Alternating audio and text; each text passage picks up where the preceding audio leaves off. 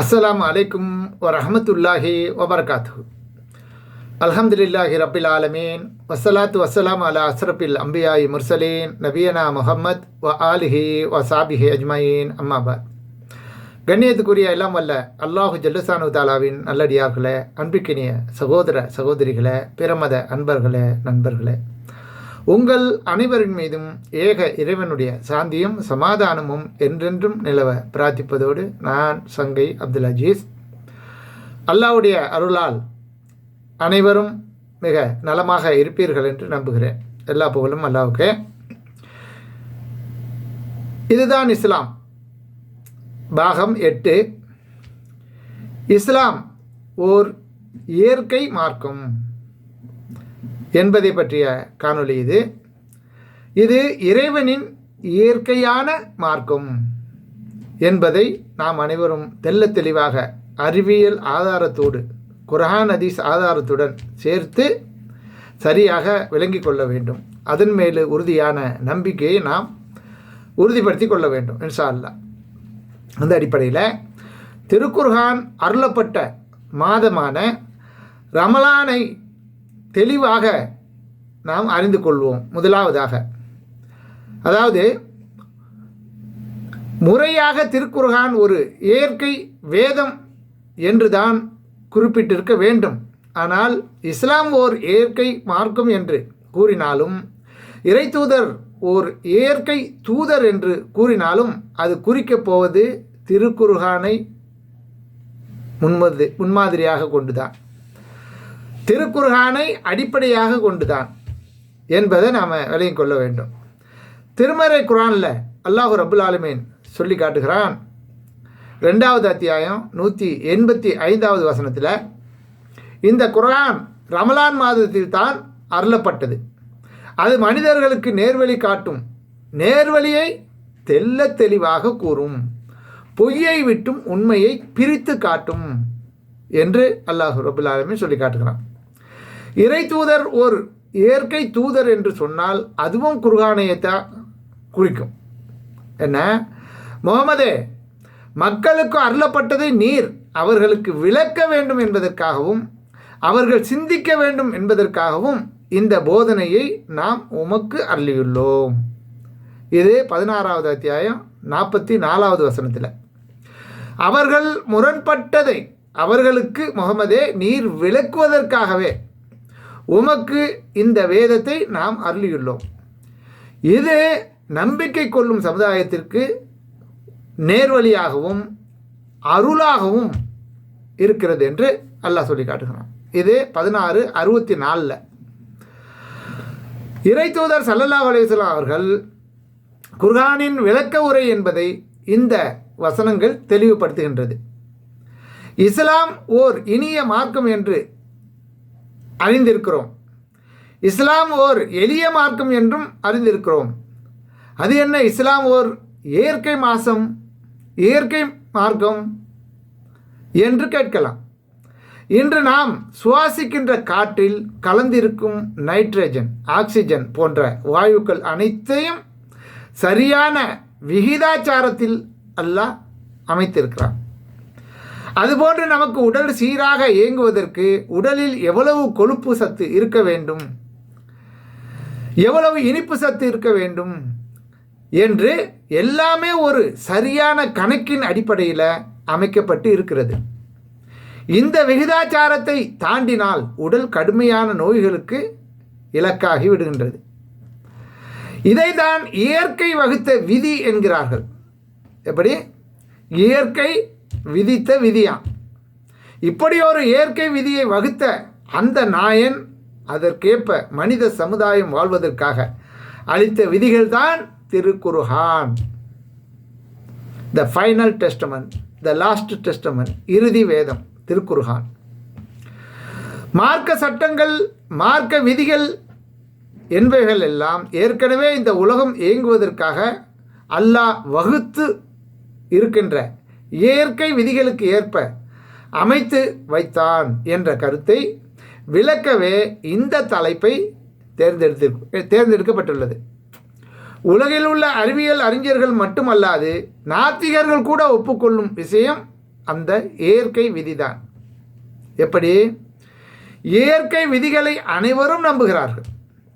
இவர்கள் நம்பும் அந்த இயற்கை விதிகளை வகுத்த அதே இறைவன்தான் இஸ்லாம் என்னும் இந்த விதிகளையும் வகுத்திருக்கிறான் என்பதை நாம் உற்று நோக்க சொல்வதுதான் இந்த தலைப்பின் நோக்கம்.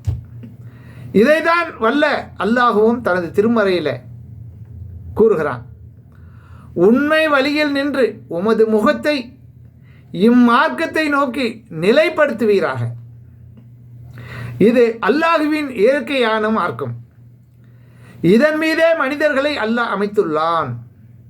அல்லாஹ்வின் படைப்பில் எந்த மாற்றத்தாலும் என்ற மாற்றுதலும் இல்லை.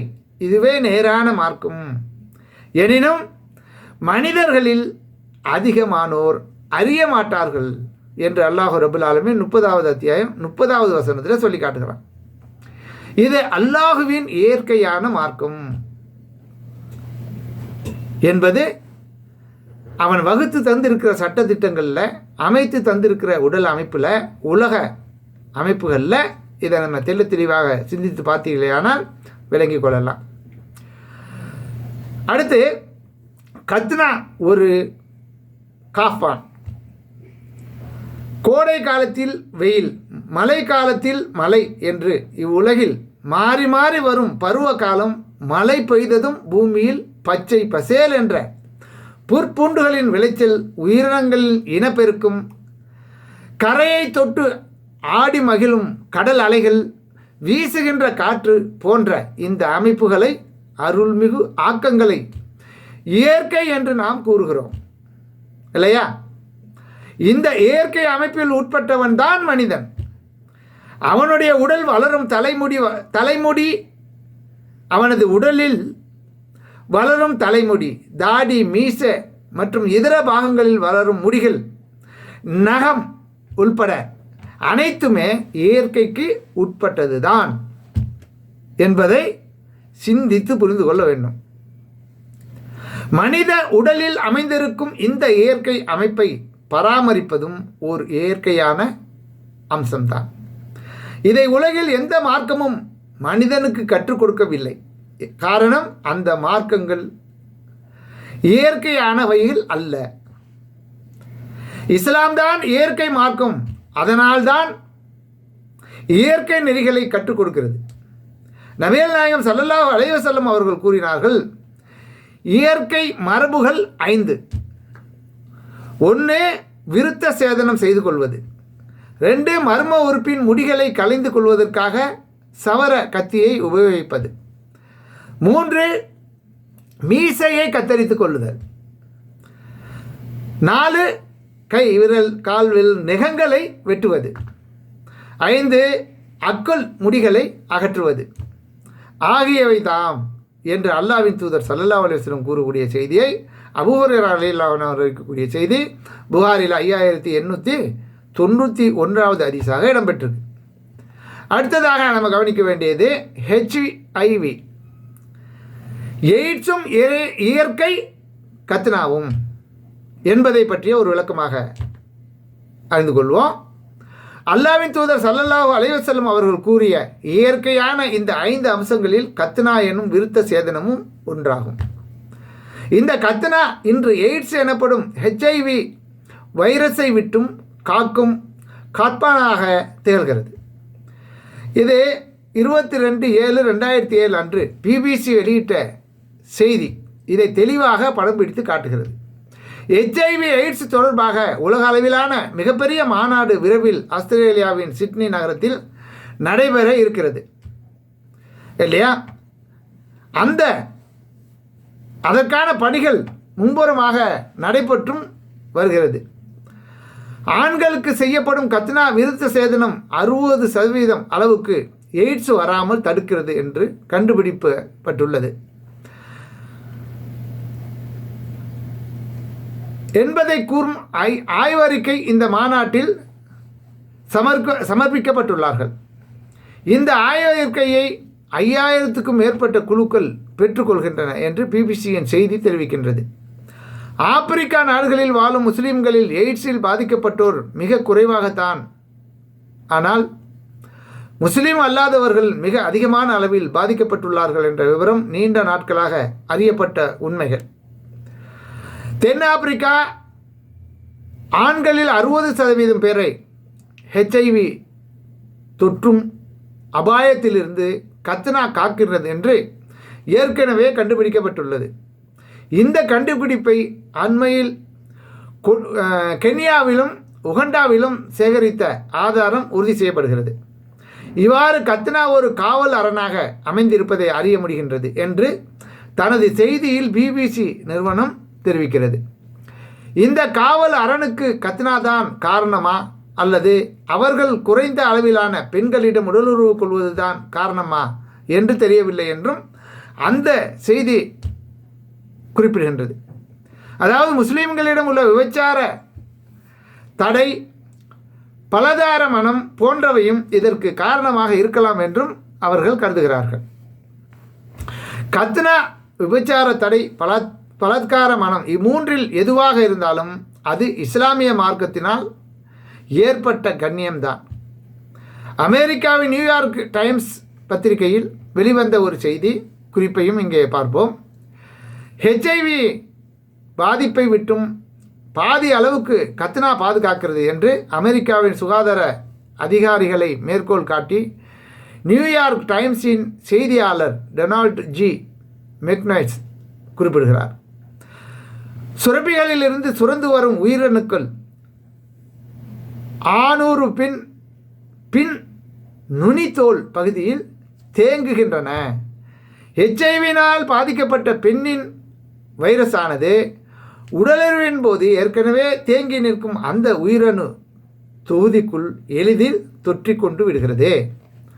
அதனால் உடலுறவு கொண்ட அந்த ஆணும் HIV வைரஸின் தாக்குதலுக்கு எளிதில் இலக்காக்கி விடுகிறான் என்று அந்த செய்தி குறிப்பில் அவர் மேலும் தெரிவிக்கின்றார். இங்குதான் இஸ்லாம் ஒரு இயற்கை மார்க்கம் என்பதை அறிந்து நாம் வியப்பில் ஆள்கிறோம். இதைதான் வல்ல அல்லாஹ்வும் தன் திருமறையில் 30 ஏற்கனவே படித்து காட்டின 30வது அத்தியாயம் 30வது வசனத்தில் குறிப்பிடுகிறார். மேலே நாம் கண்ட அந்த ஹதீஸ் மீசையை கத்தரிக்க வேண்டும் என்று குறிப்பிடுகின்றது. இன்று உலகில் பலர் தாடியை முழுமையாக மலித்துவிட்டு மீசையை வைத்திருக்கின்றனர். அவர்களுடைய மீசை உண்மையில் வாயில் ஒரு வடிகட்டிய போல் அமைந்துள்ளது. அவர்கள் குடிக்கின்ற பானங்கள், சாப்பிடும் பண்டங்கள் அனைத்தும் மீசையில் பட்ட பின்னர்தான் உள்ளே செல்கின்றது. சளி மற்றும் அசுத்தங்கள் தங்கி நிற்கும் இந்த மீசை வழியாக உணவுப் பொருட்கள் செல்வது சுகாதாரக்கேட்டை உருவாக்கும் என்பதால் இதை தடுக்கும் விதமாக மீசையை கத்தரிக்க வேண்டும் என்று இஸ்லாம் கூறுகின்றது. இதே போன்று உடல் நலத்திற்கு காரணமாக அமையும் அக்குள் முடிகளையும் இன உறுப்பின் முடிகளையும் களைய சொல்கிறது. நகங்களின் இடுக்குகளில் தான் கிருமிகள் அடைக்கலும் புகுமிடும் என்பதால் நகங்களையும் வெட்ட வேண்டும் என்று நபிகள் நாயகம் ஸல்லல்லாஹு அலைஹி வஸல்லம் அவர்கள் நமக்கு கற்றுத்தந்திருக்கிறார்கள். இவற்றை வளர்ப்பது இயற்கை அல்ல, களைவதுதான் இயற்கை என்று அல்லாஹ்வின் தூதர் ஸல்லல்லாஹு அலைஹி வஸல்லம் அவர்கள் உலகுக்கு படம் பிடித்து காட்டுகிறார்கள். எனவே அன்புக்குரிய சகோதர சகோதரிகளே, இஸ்லாம் என்பது ஓர் இயற்கை மார்க்கம்.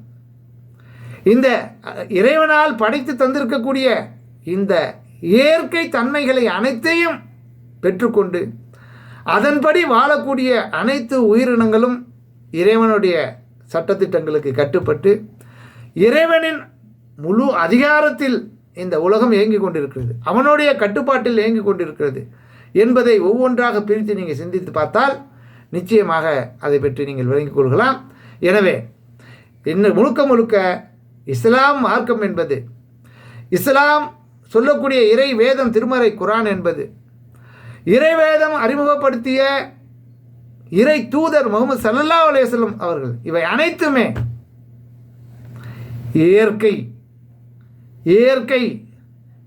இயற்கையின் அடிப்படையில் அனைத்தும் அமைந்திருக்கிறது, ஒன்றோடு ஒன்று ஒட்டி பிணைந்து கொண்டிருக்கிறது என்பதை தெளிவாக நீங்கள் இருவரையும் இதையெல்லாம் அறிவியல் விஞ்ஞானங்கள் நிரூபிக்கப்பட்டிருக்கிறதோ அதன் அடிப்படையில் திருமறை குர்ஆனையும் நபி வழியும் எடுத்து வைத்து ஆய்வு செய்து பாருங்கள். நிச்சயமாக இஸ்லாம் மார்க்கம்தான் இயற்கை மார்க்கம் என்பதை தெல்ல தெளிவாக நீங்கள் புரிந்து கொள்வீர்கள். நன்றி. தேங்க்ஸ் ஃபார் வாட்சிங். ஜஸாக்கல்லா ஹைரா.